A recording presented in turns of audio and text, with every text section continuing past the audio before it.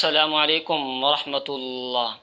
12 ربیع الاول کے دن 5 کام لازمی طور پر کرنے چاہئیں، یعنی 12 ربیع الاول کو 5 کام ایسے ہیں جو ہم میں سے ہر شخص کو کرنے چاہئیں۔ وہ 5 کام کون سے ہیں آج کے اس ویڈیو میں آپ کے سامنے ڈسکس کیے جائیں گے۔ آپ سے التماس ہے ربیع الاول کے حوالے سے مزید اہم معلومات کے لیے اس چینل کو لازمی سبسکرائب کر لیں، اور کل کی ہماری ویڈیو ربیع الاول کے حوالے سے کس پر ہونی چاہیے کمنٹ میں اپنی رائے ضرور پیش کر دیں۔ معزز ناظرین، ربیع الاول کا مہینہ چل رہا ہے۔ کل انشاءاللہ 12 ربیع الاول کا دن ہوگا۔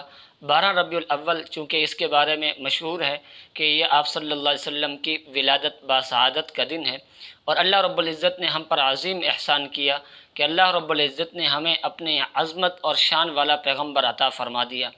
اور یہ اعزاز کوئی چھوٹا موٹا اعزاز نہیں ہے، بلکہ اللہ رب العزت نے قرآن مجید میں ارشاد فرمایا، لقد من اللہ علی المؤمنین اذ بعث فیہم رسولا، کہ ہم نے مومنین پر انعام اور احسان کیا کہ اپنا محبوب پیغمبر ان کو عطا فرما دیا۔ تو آپ علیہ الصلاۃ والسلام کی ولادت باسعادت کا مہینہ ہے، اور آپ صلی اللہ علیہ وسلم کی ولادت کے بارے میں مشہور یہی ہے کہ آپ صلی اللہ علیہ وسلم کی ولادت 12 ربیع الاول کے دن ہوئی۔ تو 12 ربیع الاول کے دن ہمیں جہاں اور بہت سے کام ہم کرتے ہیں تو وہاں ہمیں یہ 5 کام بھی لازمی طور پر کرنے چاہیے۔ تو پہلا کام ہے آپ صلی اللہ علیہ وسلم کی اتباع اور پیروی۔ چنانچہ اللہ رب العزت نے قرآن پاک میں ارشاد فرمایا، قل ان کنتم تحبون اللہ فاتبعونی یحببکم اللہ، کہ اگر تم یہ چاہتے ہو کہ اللہ تم سے محبت کرے تو اے محبوب پیغمبر آپ ان کو فرما دیجئے اللہ کی محبت میری اطاعت کے اندر ہے۔ یعنی جب تم میری اطاعت کرنا شروع کر دو گے، میرے راستے پر چلنا شروع کر دو گے، میری زندگی کو اپنی زندگی میں اپناؤ گے، میرے طریقہ کار کو تم اپناؤ گے تو یحببکم اللہ، تو اللہ تمہیں اپنا محبوب بنا لے گا۔ اور جب تمہیں اللہ اپنا محبوب بنا لے گا ویغفر لکم ذنوبکم، اللہ تمہارے گناہوں کو معاف فرما دے گا۔ تو پہلے کام ہم نے کرنا ہے کہ آپ صلی اللہ علیہ وسلم کی سیرت اور آپ صلی اللہ علیہ وسلم کی اتباع اور پیروی کرنی ہے۔ اور دوسرا کام 12 ربیع الاول کے دن آپ صلی اللہ علیہ وسلم کی ذات اقدس پر درود پاک کی کثرت کرنی ہے۔ ویسے تو عام دنوں میں بھی آپ صلی اللہ علیہ وسلم کی ذات اقدس پر درود پاک پڑھنا چاہیے۔ ربیع الاول کا مہینہ ہے، چونکہ آپ صلی اللہ علیہ وسلم کی ولادت کا مہینہ ہے، اس لیے اس میں ہمیں درود پاک کی کثرت کرنی چاہیے۔ چنانچہ مسلم شریف میں حدیث ہے، آپ صلی اللہ علیہ وسلم نے ارشاد فرمایا، حضرت ابو ہریرہ کی روایت ہے، من صلی علیہ واحدا صلی اللہ علیہ عشر، کہ جو شخص مجھ پر ایک مرتبہ درود بھیجتا ہے تو اللہ ایک مرتبہ درود بھیجنے کی وجہ سے اس پر 10 رحمتیں نازل فرماتے ہیں۔ تو ایک مرتبہ درود پاک پڑھنے سے 10 رحمتیں ہماری طرف متوجہ ہو جائیں، اور اللہ کی رحمت کا ہم میں سے ہر شخص مستحق ہے، اور ہر شخص اللہ کی رحمت کا ضرورت مند بھی ہے کہ اس کو اللہ کی رحمت کی ضرورت ہے۔ تو آپ صلی اللہ علیہ وسلم کا فرمان ہے کہ جو مجھ پر ایک مرتبہ درود بھیجتا ہے تو اللہ اس پر 10 رحمتیں نازل فرماتے ہیں۔ تو دوسرا کام ہم نے یہ کرنا ہے، درود پاک کی کثرت کرنی ہے۔ اور تیسرا کام آپ صلی اللہ علیہ وسلم کی سیرت کا مطالعہ کرنا ہے۔ آپ صلی اللہ علیہ وسلم کی زندگی کا مطالعہ کرنا ہے کہ ہمارے نبی کی زندگی، ہمارے نبی کی سیرت کیسی ہے۔ چنانچہ اللہ رب العزت نے قرآن پاک میں ارشاد فرمایا، لقد کان لکم فی رسول اللہ اسوۃ حسنہ، کہ تمہارے لیے نبی کریم صلی اللہ علیہ وسلم کی زندگی بہترین نمونہ ہے۔ ہم دوسروں کی زندگیوں کا کیوں مطالعہ کریں؟